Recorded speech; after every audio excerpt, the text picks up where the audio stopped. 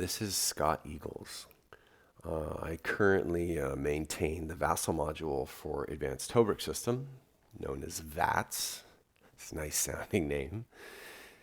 Anyhow, what I'd like to do in this little video is maybe make you aware of some of the features of the module that you may find handy if you haven't discovered them for yourself yet. So I got a little setup here just to demonstrate some things, and we'll just kind of move through things, left to right, so through the toolbar, look at some of the different counters and overlays and special things you can drop onto the map and use on the map just to make your gameplay a little easier. So here we go. Let's begin in the top left. All this stuff here is all pretty standard Vassal module features. There's a notes window. If you've never seen that before, you can write notes about the scenario. You could put, scenario special rules or victory conditions, anything you like. Save it, and then that will persist from session to session if you're saving the game file. So that's notes. Next door to that are the fire and target markers. Now these are handy because they give you a quick way of identifying which units or stacks are firing and where they're firing, rather than trying to explain to your opponent, okay, so this guy in G42 and that guy in G43 are going to fire over K41, right? You can do this instead. Just be like, okay, these guys, they're going to fire on that guy, right? That kind of thing. That's handy. You can quickly remove these markers once you've laid them out if you don't want them on there anymore with this button. You just hit remove, it clears all those fire and target markers. These will also clear automatically, I think. Oh, this is a good question. I don't know if that clears automatically. If you're using the turn tracker, we'll get to the turn tracker later. I'm not sure if that's built into the turn tracker, but at the very least, you can just hit the remove button here and they'll clear. This window, this BSS window, BSS units window, will give you a complete list of all broken, suppressed, and surrendered units that are on the board, and it will break it down by nationality and hex location. So let's say that this squad in L40 is broken. This Panzer 4J is suppressed. And this 657 is surrendered. Okay? So it comes to the end of turn phase, and you want to make sure you don't miss anything of your own to recover with. So you open up that window, BSS, and right away you can see, oh, well, are you interested in the Germans or are you interested in the British units? You're like, well, I'm German, so I need to know what's all messed up. So you go here, and it will tell you what the hexes are that contain broken, surrendered, suppressed units. And then if you open up those little nodes, it will give you a small image of the unit itself and its status and tell you here, the Panzer 4J, surrender 657. It'll identify the unit. And you can actually, if you click on it, it will take you to that unit's location on the board, which is handy. All right, so if it was in another part of the board you weren't actually viewing on your screen, you say, well, where's that unit? Oh yeah, okay, there it is, that's great. And further, you can actually just right-click on the images that are in the BSS window and access all that unit's menu items. So if you just wanted to unsuppress that tank from this window, you could. If you went there and chose suppressed, it's no longer suppressed. It disappears from the list. Amazing, yeah? Let me see if you can use keyboard shortcuts too. Yes, you can. So you can use keyboard shortcuts. You can use the menus that exist by right-clicking on the units. So that's handy there. So if I was the British, I'm like, oh, what British units? You go there. Oh, there it is. It centers it for you as much as possible. And then you can either go to the unit itself and flip it if it rallies, or you can just do it from this window. So if I go do that, look at that. Beautiful. That's great. There's a refresh button. If there's changes that aren't being reflected, changes on the map board that aren't being reflected in this window, if you just hit the refresh button, it will rescan the board and align itself to what's actually happening on the board. If for some reason it's out of sync. So that's the BSS unit window. Okay, here's another nice feature as we move along. Right next to BSS units, we've got the night map shading feature. So if you click this, suddenly it gets very dark because it's nighttime, right? Now it's important to know that you activating it only turns it on your side, your experience of the game. Turning that on and off has no impact whatsoever on what your opponent is seeing. So each player has to do it themselves if they want to see this feature. So if you put that on, what's really cool is if I have night map shading on and I choose a unit and I mark it as fired, kapow, it illuminates that unit, or it highlights it. It eliminates the map shading on that particular location. So it's a quick way for you to identify which units now have fired and are visible by more distant units who normally wouldn't be in, say, that spotting range, night spotting range. Again, if you do that, that's how it works. If you're the kind of guy or gal, I'm sure there are lots of women who play this game, who like to use the markers instead of the little unit overlays. So if you took a fired marker and you dropped it on a stack, it has the same effect. So you have your choice of what you'd like to do with that. So that's one aspect of the night shading, and it moves with you too. If you move the unit, you'll see that it remains it remains highlighted in that way. Oops. Which is handy for, like, assault moving units and units that have assault fired, because per the rules, your fire status travels with you. So as you move, you remain visible in that way. Let's clear all that. Okay. And clear that. Okay. Let's see here. What else is useful? So still with the night map shading active, if you drop, where's that stuff? Flares. There we go. Okay. They'll do the same thing. So let's say the unit in K40 lobs a flare right here. Look at that. It illuminates the zone of the flare as per the rules, right? If you dropped a large flare from, say, a gun of some kind, you get a correspondingly larger illuminated area. Again, this just makes it so much easier if you're playing a night scenario. You don't have to mentally calculate, oh, okay, so the range from that flare covers these hexes, and there's overlap there, et cetera, et cetera, et cetera. It just does it, which is really nice. But of course, if you turn off map shading, then you get more like the standard experience. But map shading is really cool for that reason. That also works with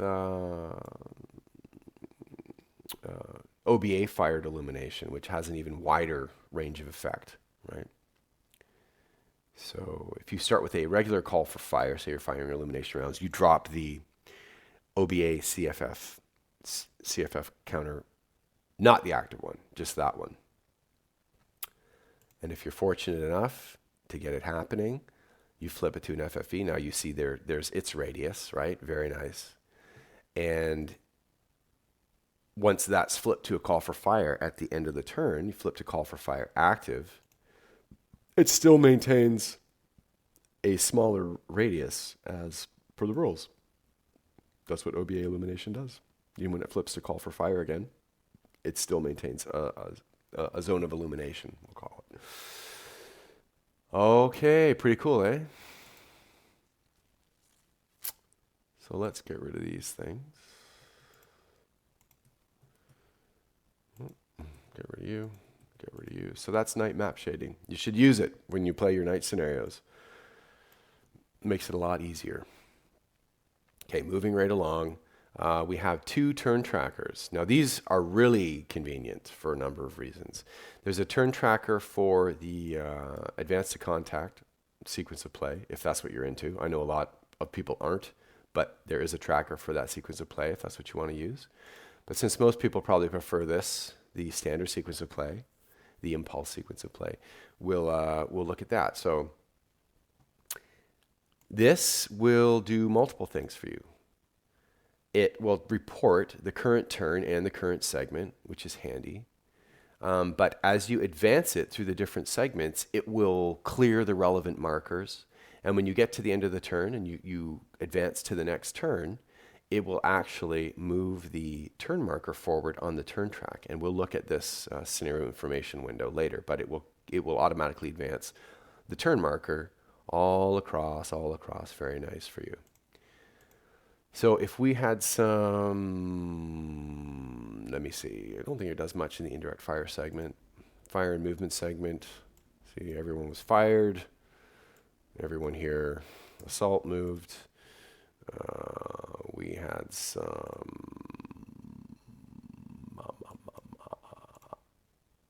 collateral fire here and there, okay? Big fat one right there.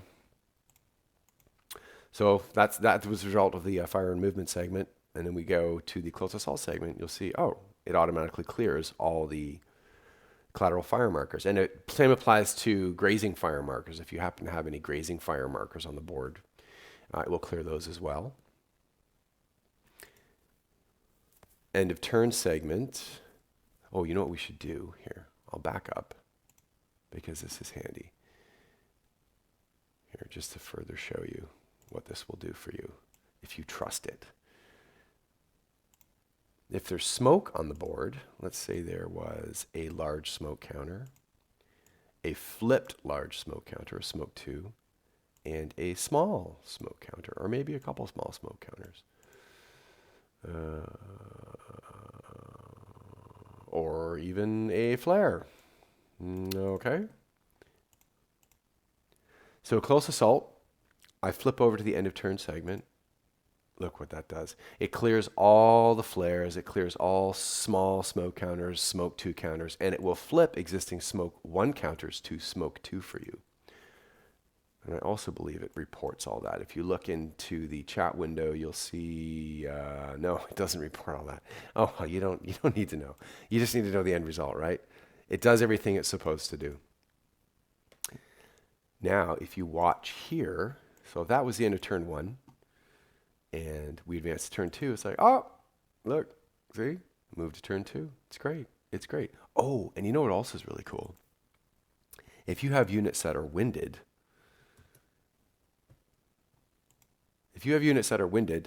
you no longer have to worry about keeping track of the turn in which that was happening. I know there are other ways. Well, you know, if I fire with them on a following turn, I see they're winded, I flip that myself and everything's great. But you can just kind of let the game do that for you and not even think about it. You just have to watch the status when it's relevant for something that unit may want to do. But it will clear these winded overlays. It doesn't work with winded markers, so just use the winded overlays. Automatically at the end of the next game turn's fire and movement segment. There's one other kind of handy thing you can do with the turn trackers. So they float if you need them to, and you can position them anywhere you want on the screen, but you can also dock them. So if you right click on it while it's floating and you choose dock, it does this. It sticks them up in the toolbar. But because this module has 2 separate turn trackers because of advanced to contact, it makes the behavior a little bit erratic. If you only want to dock one of them, then this here is the impulse-based turn tracker. So if we want to hide the ATC tracker, right-click on it, choose undock, and then just close it. It will return back to a simple button, and then you'll just have the sequence of play that you want docked there. And likewise, if you want ATC and not the impulse one, you just sort of do the opposite of that. Okay, so that's the turn tracker. I hope that was illuminating for you. Let's move on to some counters, which can be useful. So So under info movement, we're just kind of going to quickly go through everything. I'm not going to go through everything individually, but maybe just highlight some of the stuff that's unusual. These are all pretty straightforward, obviously. This, though, there's a no move counter, which doesn't actually exist in the physical game, but it's in the Vassal module. You can use this to, say, mark units that have been broken before they've acted in a turn, as a reminder that that broken unit isn't eligible to move. And that's how you can use that, that counter. And that will also clear at the end of turn segment too if you're using the turn trackers.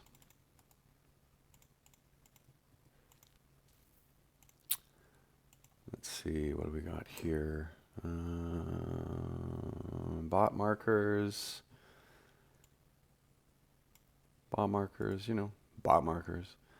You can change the label and call it anything you want. You can give it any ID you care to give it, and then you can just clone it and stick it on, say, something like that, right? So you can quickly identify who's firing or the target. If you don't want to use a bot marker on the vehicle or gun itself, then you can just say label the unit with the corresponding ID and do it that way.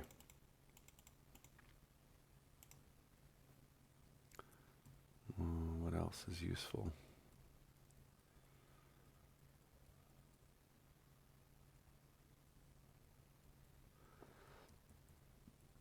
Yeah, this stuff's all pretty much self-explanatory. Nothing unique to the module there.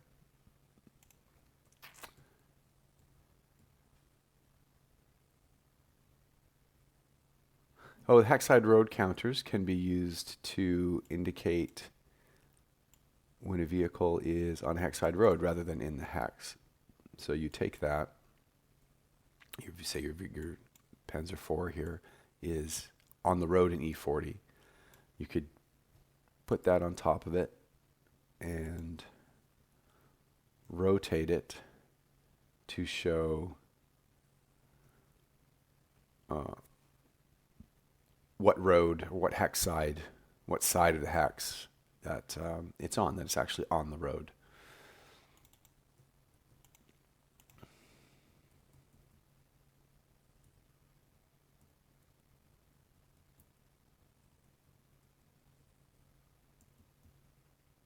Control markers. I'll show you something that you can use as an alternative to control markers a little later. And then this is module specific stuff. Yep. Emplacements. Yeah, all pretty standard. More module specific stuff.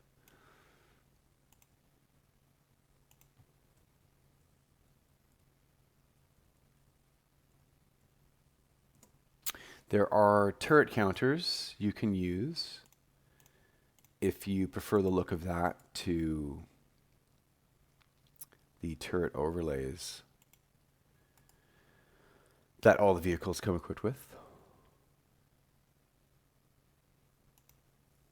And they can be rotated like anything else. If you do use these turrets, again, rotatable, but they also have all the combat and turret movement related specifics built into them. So you could be marking the turret counters rather than the vehicle counter, which can be helpful if you've got vehicles with multiple turrets and you need to keep track of the turret weapons that have fired.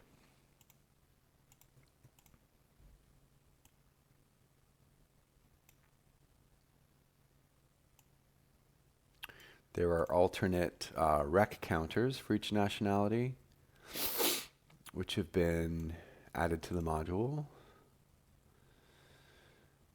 Kind of a representative selection of different types of vehicles. More turret counters. And more turret counters. Courage is courage. More nationalities have been added. Okay, overlays. This is where things get interesting. So this limit piece can be used. Where did my zoom go? Can be used to demarcate the limits of a scenario. So you just drop that within the bounds of a scenario, and they're rotatable too. So you can box off the playable area of the scenario. Now the trick with a lot of these overlays, you'll find that once they're deselected, the only way to select them again, if you want to move them or delete them, is to shift click them, you see? It's the only way to do it. That prevents you, of course, from inadvertently grabbing overlays that really shouldn't be moving around on the map. You grab them while you're selecting or moving other units, and then you mess up all your hard work, and that's a very sad thing. So use those to make any shape you need to correspond to the scenario bounds.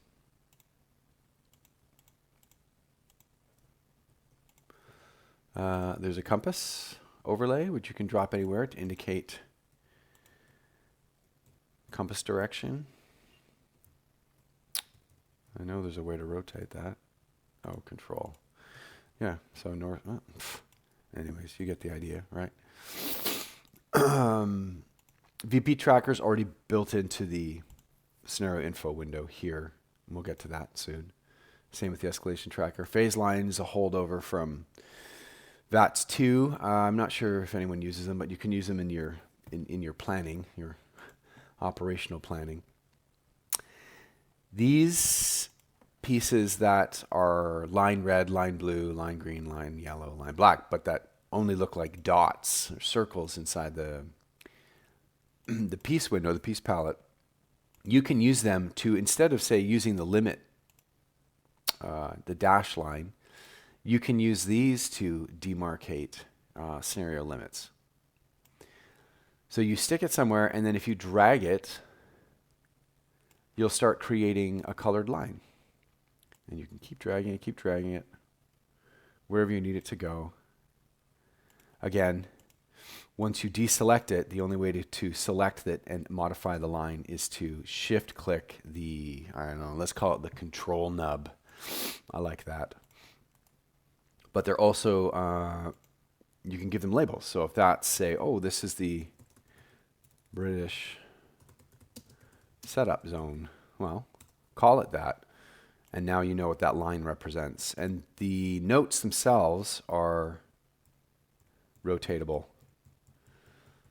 So if it's easier to read on the side, or it makes sense to have it upside down, then you can do that.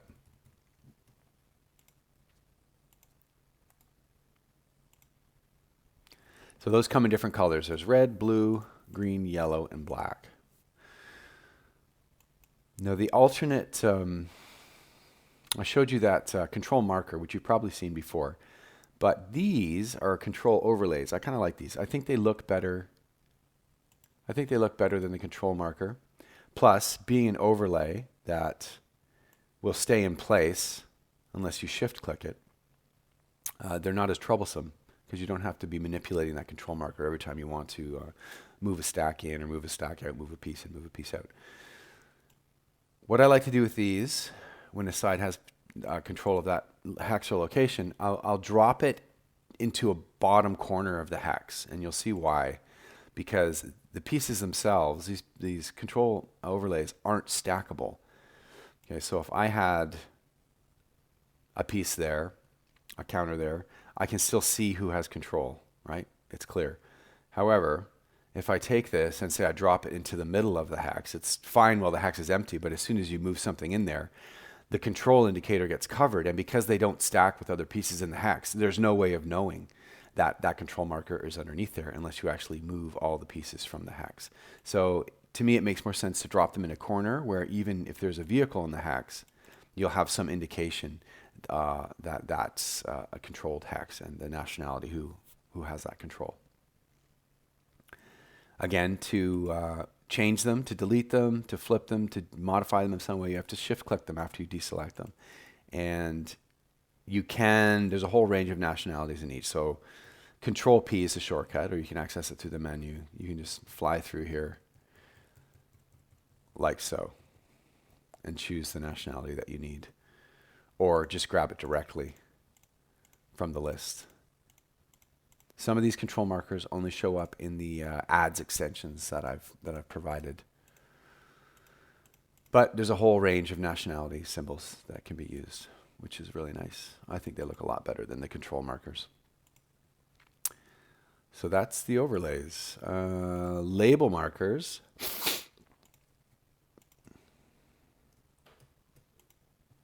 Label markers can be used for anything you want them to. There's a few different sizes, right? So small ones, if you just want to mark a hex and make a note about something that pertains to the scenario or a reminder or something like that, you can just grab one of these. And if you right click, you'll see that on a small one, for instance, there are 3 separate lines of text that you can enter, right? So to activate line 1, I would hit Control 1 or choose it from the menu, type something, and there you go. Then you have a little message, some kind of indicator. You can kind of make your own info counters this way. And you have, in a small counter, small marker, you have three separate lines of text you can use. And you can also change the color of the, yes, you can change the color of the counter. Control C is a shortcut, but there's a handful of colors you can cycle through. Handy, again, handy, it's all about handy. So there's small, there's large, same thing. Large one has 4 lines of text rather than 3. And then there's this extra large one. If you have some need for extra large, because that has 6 lines of text. But they all can change color. They can be rotated. They can be hidden if you need to hide them for some reason. And there's also one that has it's blank, no background. So it just looks like text once you drag it on the board. Okay. Again, this one you have to shift click, because the idea is it would just be like labeling the map directly with text and not a counter that you would move around, a marker that you would move around. This has 3 lines of text, and it can be freely positioned. It doesn't snap to the grid. So let's say we wanted to do this. We could clear out the unused lines we don't need. Say we only needed line 1, and we just wanted to say that. That's great. There you go. So you can use that instead of a marker to provide notes about the game or something that relates to a particular location. Again, shift click, and then you can modify. You can modify that. Excuse me, I'm getting over something for a very long time. Okay, so those are the info counters. That's a big deal, actually.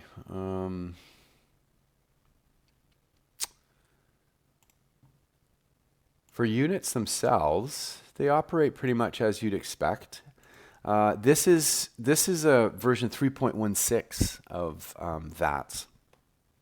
The big difference to this version, which hasn't been released yet, is I added in facing indicators for the profile view counters, right? So let's say you like the idea of the new facing rules that have showed up in the Rifleman products and probably going to show up in the ATS Evo rule set. So let's say you like the idea of facing for personnel, but you're not so crazy about the overhead counter look. Well, you can use those with these counters. So if you right click and go to the submenu called Facing Indicator, Show Facing Indicator, which is Control-Shift-I, will turn on a little red directional indicator, which can then itself be rotated, and you rotate them with Control-Shift-0 and 9. So these spin around and they point to hex spines, or like the vertices of the hex. So you can kind of have your cake and eat it too. If you really like facing but you don't like the overhead counters, you can mark facing of counters using this feature. But this isn't out yet. So I guess I should finish this up, finish any other adds I want to make to this, any other changes I want to make to this module, and give it to Ray, and then hopefully Ray will make it available to everyone. We'll see how that goes. And you can also label, this feature's been around for a while. You can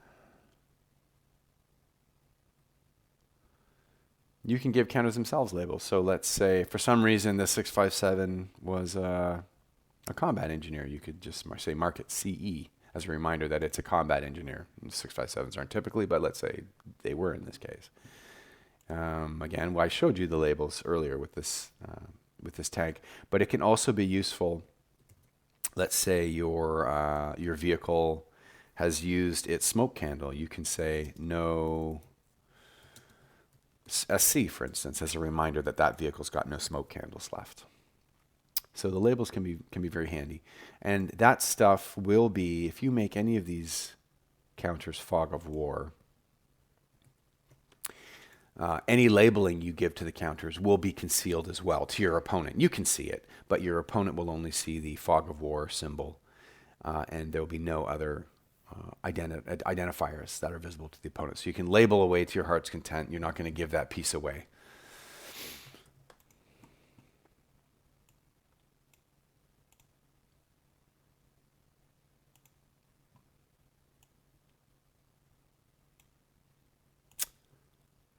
FOs, they have sort of note sections. Back to all units have note sections. They do. All units have note sections. So you can access that through the right-click menu. If there's any other miscellaneous notes you want to make regarding a particular unit, you can do so. There are some categories here. Engineer unit, yes, no. Oh, okay, that's one way to do it. Green, regular, right. So information that you can add to a counter that you may need during the course of a scenario. So make the changes, click apply, and close it up. Now the only way you can see those notes again is, of course, opening up that note window, but those notes will persist. So there's another feature maybe you weren't aware of. Same with FOs. You can provide a note on the FO counter. This one's doing the 81 millimeter mortars. Apply, close. So battery assignment. They also have a general note section as well.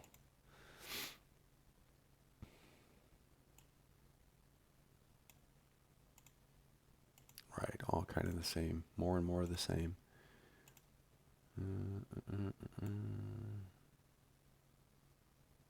Yeah, this stuff's all pretty much self-explanatory.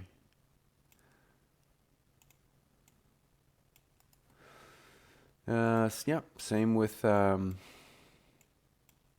something about vehicles I'll show you. But if you're using the old style ammo rules from the pre-version 4 rule set, where you actually had to roll to see how much special ammo you received and then assign it to different weapons, you can do that directly per counter using the notes for that counter. So APCR, whatever notes, any miscellaneous notes, etc. What's nice here is if you go to vehicle notes, there's a section for you to enter in armor values, right? So here you have front turret, upper, lower, right? Side turret, upper, lower, same with rear. You could enter in those values beforehand and then not have to refer to your AFE cards, right? Because pretty much all the other information you would need regarding the vehicle is printed on the counter, right? It's just the armor values that are absent. So that's also in notes for vehicles.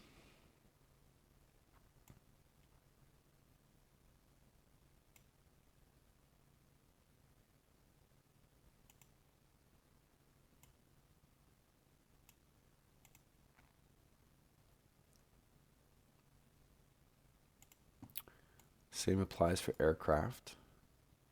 Aircraft have notes where you can make note of available ordnance and expended ordnance, if that applies to your particular aircraft.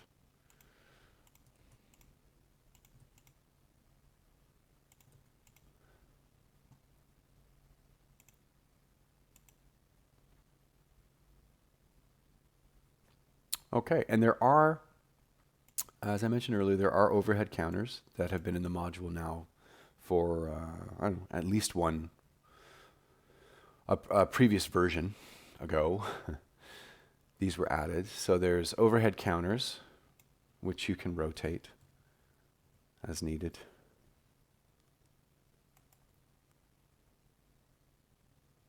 To indicate facing. Yep, German Africa Corps, SS, Russian, American, British Desert, and Italian Desert are available for overhead counters. Okay, I think that's it for counters. So let's have a look at the scenario info window. Here you can, obviously you can keep track of the turns, but if you go back to these label markers we were discussing earlier, you can use the small ones fit nicely on the turn track. You can use these to mark, I like a red end marker, to mark the end turn in the game. You can also use them as reinforcement reminders. Say, you've got German RE, and they come on the east side of the board. You could go German RE East, give it a nice color. I like orange for reinforcements. Anyways, just any reminders you might like to have through the course of the passage of turns, you can use these markers to provide reminders.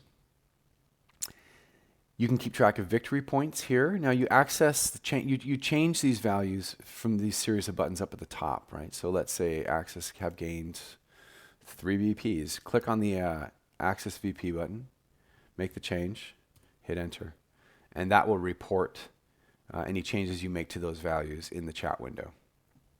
So that's how you can use the victory point tracker. If you are into ATC and you like doing all the calculations for or keeping track of that stuff for escalation, this kind of provides a handy way to do that and eliminate some of the math burden. So what you would do is at the start of the game, enter in the OB total as per the rules. So let's say the OB total was 126. Okay, there, enters in 126 there. And then you just keep track of the losses, right?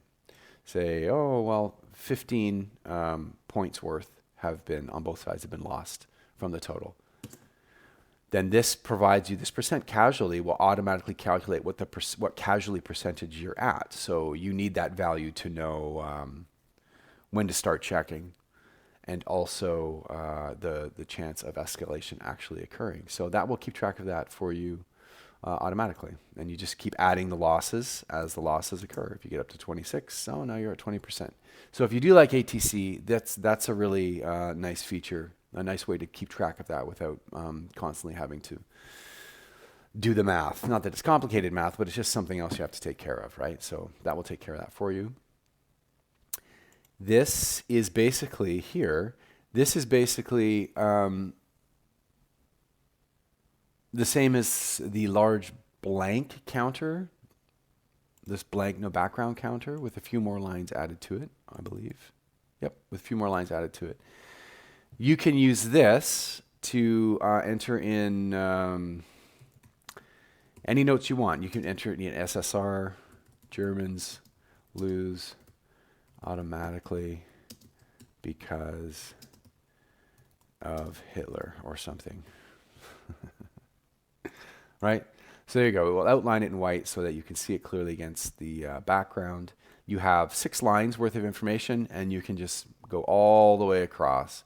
If you don't want to do that, because you have to enter in the lines individually, it's a little trickier than just say going to the notes window. You could enter in the same info in the notes window. You have a little more freedom there. You're not so confined by these lines and the space provided. What else about this? Yeah, so there's just different areas. You can keep track of any offboard artillery that you have on your side, and large counters work nicely in these spaces. You just fill in the information you need. You can put reinforcements in these areas and then use these blank counters to label them. Maybe they're turns of entry or any other information. You can put your losses here. Counter battery information can go here. And there's inventory boxes down at the bottom. So what I like to do, what I like to use those for, say if there's, I'll often keep track of smoke grenades for a side. Smoke grenades or flares, or if you're playing a scenario that has satchel charges that aren't assigned. Where does that stuff live? Oh yeah, well, all kinds of stuff. Gammon bombs, exactly. Molotovs, anti-statement. Anything that isn't assigned but is in your side's inventory to use, you can keep down in this inventory area. So that's the scenario information window. This button just flips the side that would currently be taking the impulse, and that's reflected here in the turn track. You'll see dope, and in the reports here in the chat window what it's being flipped to, access and allies. COM button. If you're playing online with someone but you're not using any kind of voice communication, this series of commands can be useful to quickly communicate something to the other player. For instance, they're moving and you want to op fire, so you choose stop. You get a fun little sound that startles your opponent, and then you unload your op fire on them. So there's a number of them. There's stop, which is the guns firing, automatic weapons firing. Continue. So as your opponent moves and you're okay, you want them to continue moving, you say continue. If you need more time, I'm thinking, because you're really stuck, I'm thinking.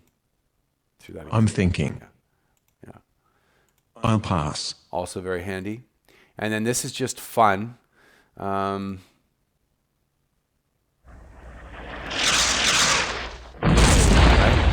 So that's just there to annoy your opponent and add some immersion if you're into that kind of thing. The dice, obviously, they display in the chat window. The results display in the chat window. And they also display in the die image themselves. So you've got single, doubles. This will give you 6 random results at once, which can be useful for determining random casualties if you're playing with that optional rule. So give you six rolls at once. This random draw mug. Now, this can be used to make a random draw out of a pile of anything, basically. So a good example, though, is, say, mine counters. Let's say a scenario allots you a certain pile of mine counters, but they have to be drawn randomly for some reason. Or you're playing solo and you'd rather draw the mine values randomly so you don't know what exactly those mine values will be. You just grab whatever you want to go into that cup and drop it on the cup. Okay? And it will report here, oh, okay, these counters went into the random draw mug. Now, they'll display a marker or a counter face on top, but that is not necessarily the counter that's going to come out of the cup when you draw, because it's randomized for each draw. So right now it says, oh, it's a 1 value minefield, but if you click and drag out of there, you'll see that, oh, I just drew the 3 minefield counter. You can add stuff to the cup, pull stuff out of the cup, and that's why it's the random draw mug. It lets you random draw anything. Or if you're, again, it might be helpful in solo play. If you want to randomize the distribution of even infantry that are being placed on the board, you can designate locations, but then randomly draw what actual units are going to go in that spot. Use it any way you like. So that's the random draw mug. And you can draw specifics out of the mug. If you need to find a specific counter, you can. Well, these all just say minefield, but you know what I'm saying. Or draw multiples. You just enter in, I want to draw 3 at once. Enter in 3. And now you've just drawn 3. And you do that just from the right-click menu. So you draw multiple cards. It calls them cards, but they're pieces. Just think of them as pieces. Draw a specific pieces. That's the random draw mug. AFV cards is an extension. Well, it's an extension that I created, which I don't really share. Well, this particular, which I don't share because it's like, here, it's like AFV cards scanned and made available in-game. But that isn't really something that I think Ray would appreciate being publicly shared. But if you have any scanning know-how, you could scan your own cards and get them into the game. And that's just a window that lets you display the cards. But not for you, I'm afraid. Again, play aids, but something that isn't typically shared in the base module. Same reasons. That's a ATS robot extension. Again, not shared for the same reasons. So over here we have more standard controls, zoom controls. This is line of sight threads. So there's a freestyle thread, and that lets you click anywhere to anywhere. It doesn't snap to the grid. For some reason you need that feature, or if the grid's kind of messed up and it's not snapping to what you see as the very centers of the hexes, you can just use the freestyle line of sight thread. And there's also one next door, which is the snap to center, which will snap to the center of the predefined grid, which is normally accurate, especially for maps that have been provided directly by Ray, because they're provided as a single piece. Any of the homebrew stuff, the grids can get a bit wonky when the maps have to be stitched together from multiple scans. So use whichever one works best for your situation. Camera lets you take a picture, save a PNG file of the current game state. You can save the contents of the game state as a plain text file. It will outline hex locations and the contents of those hexes, if you need that kind of utility. And then that is the overview window. If you click that, you get an overview of the entire, that's a big map, eh? You can overview the entire map, and you can click to jump to locations of the particular map you're using, especially if it's large. That's handy, and you don't want to zoom all the way out on your main board. Hide pieces. Clicking that will hide all the counters on the map, so you can better see the terrain underneath. And that's like local side. So I can hide the pieces, but it doesn't mean I'm hiding the pieces to my opponent's view either. That's done per player side. This is just a quick way to remove. You're not using the turn trackers. This is a quick way to remove all grazing and collateral fire markers. If you're not using the turn trackers, but you want to clear all this stuff, just hit that and those counters disappear. Same with this button here, which will remove all fire and movement overlays and markers. Let's say, oh, we all assault moved. Like, no, we didn't. Yeah, there you go. But that will work the same with if you like I said, if you like using the counters for that kind of thing, this will clear fire and movement counters as well automatically. Well, when you click the button, not automatically. If you're using the turn tracker, it'll clear automatically. This you just do manually.